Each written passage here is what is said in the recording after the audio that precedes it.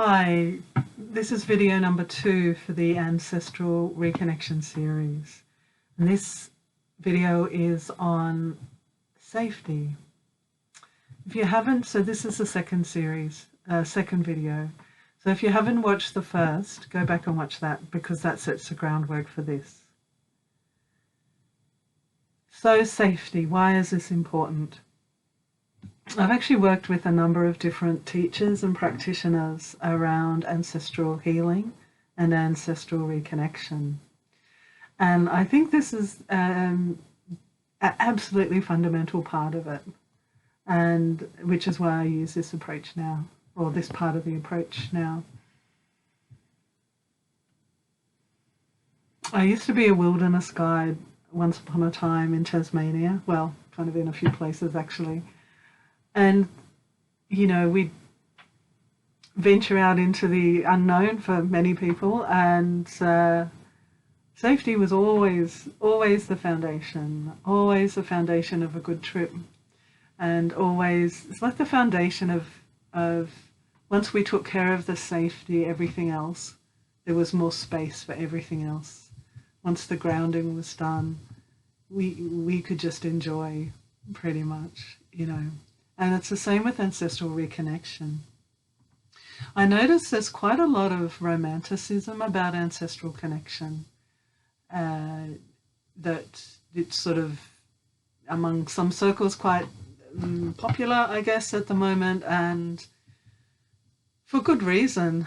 I'm eternally grateful for the blessings and the support and the love I receive from my ancestors, and that I've been able to reconnect and find out about this and assist people into connection again. And it's not always simple. It's natural in the sense it's natural for us to be connected to our ancestors. But given that we've often had centuries of disconnection, there's some mess to clear up and some caution about that too. So there's that aspect, but there's also just the aspect of any connection or with the invisible worlds of there's a need for safety and caution. Just like with humans, there's so many, there's discernment needed, there's caution, there's trusting your judgment, making decisions about your life. It's exactly the same with the invisible world. And I'm stressing it because it's often left out from conversations, even from some teachings. Not everything in the spirit world is benign. Not everything in the spirit world is even wise. And it's the same with the ancestors. You know, as I mentioned in the last video, there's all sorts of reasons the ancestors aren't yet well. So that's why we have an approach of using safety. The biggest thing is, or the first thing to mention is that around safety is when we're reconnecting with ancestors, we're not reconnecting with any ancestor. As a general rule of thumb, we're not connecting with the known ancestors. We're not connecting with people we know and want to connect with again. Initially, later on, if you do if you're healing, then everything becomes possible. But initially, we're only looking at those ancestors who are radiant and well. And in general, that will be quite a way back. So we're inviting connection from them or with them, from people who are quite a way back in the lineage, so back in time in a sense, even though the ancestors are current living energetic beings, presence, however you want to call that. The ancient Egyptians actually used to call the ancestors the living ones. So I love that description of it there. So yes, so that's something, and the reason I want to stress this about we're not relating to the recent ones, and that we're inviting connection from one of these ancient, usually wise and radiant ancestors, is because for some reason, I've heard teachers say this over and over again, and yet I also see people somehow not getting it, somehow not hearing it. And I think it's because that we think, we remember what we know, whereas we're actually looking initially into the unknown to connect with these ancestors. And the other thing about it is, even if we have, and we also likely have recent ancestors and like throughout history, ancestors who are well, who are loving, who are all sorts of things we really would love and admire, they're not necessarily connected to the wellness of the lineage. So they're not connected to this field of radiant,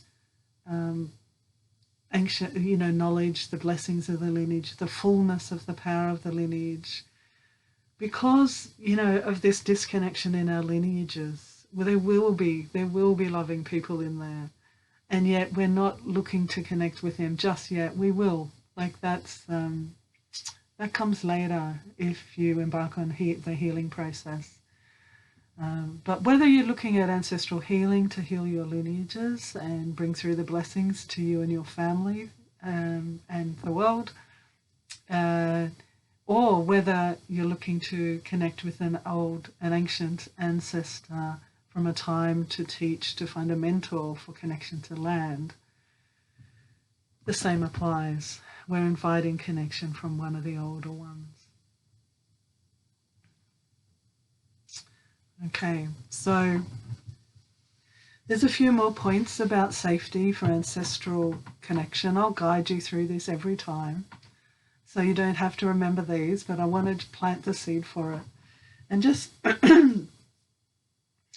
the first thing is that your gut is the ultimate guide for anything we do, any journey. If something in you says, no, stop, this isn't the way to go, it's not safe, or it's just maybe you don't want to do it, then listen to that.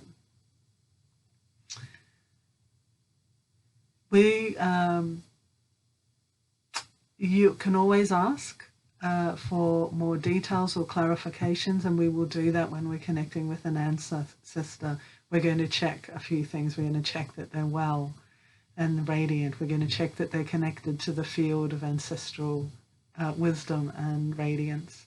We're going to check whether they'll assist us. Will they assist you today? Can they help you with connection to land? Is there someone there who will step forward to guide you to that? Or are they someone who will guide you into, or can help with the healing of the lineage? They're different questions, they're possibly different guides. Again, I'm planting seeds at the moment. So yeah, listening to your gut, checking and checking for a response, and however you hear that. And just knowing that you're sovereign of your space. We'll be doing some practices around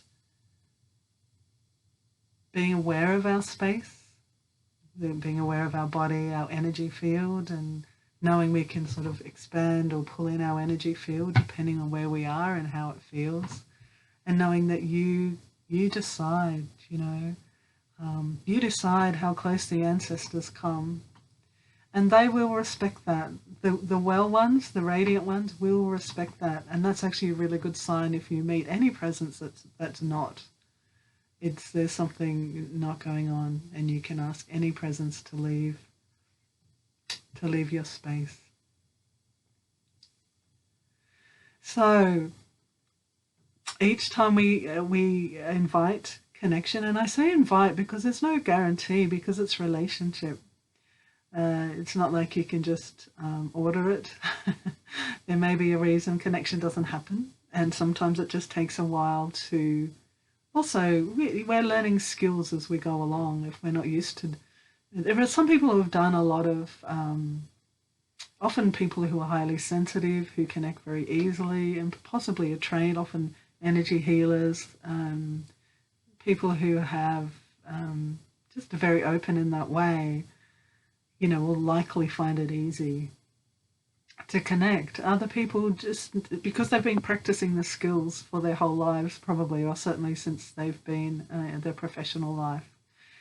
And others will be learning more of some of the initial stages of this.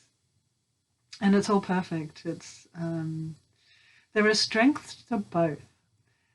For those people who are highly, highly sensitive, there are challenges and strengths to each way of being. So those who are highly sensitive will likely connect more, but also likely have more of a trouble with boundaries and having a clear space, and having to be very, very conscious and clear about their energy field.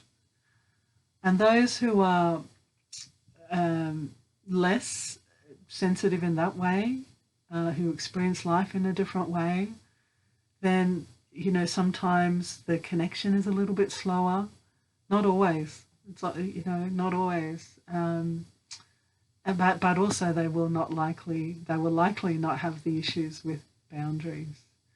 So, and there's a whole spectrum. I'm taking two extremes. There's a whole spectrum of differences in how we connect. Some of us feel things, have a sense. You just know there's a presence.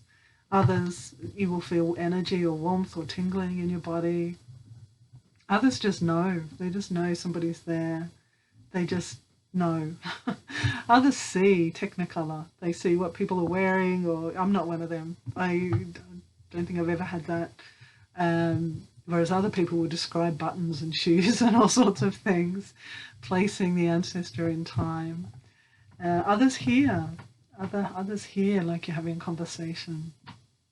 So there's a whole spectrum of how we connect and how the relationship develops. Yeah. So I hope I haven't scared anyone off of ancestral healing. I think it's just really important to mention that, because then you can take care of the container. The container is so important. And these steps, which I will guide you through each time, it's just really learning to navigate a different environment. That's what this is. It's learning to find our own sovereignty as well, and it's new. It's so new. It's new and ancient for most of us, and so it's a very exciting journey as well. So there you go. There's the safety aspects and a little bit extra. Bye-bye.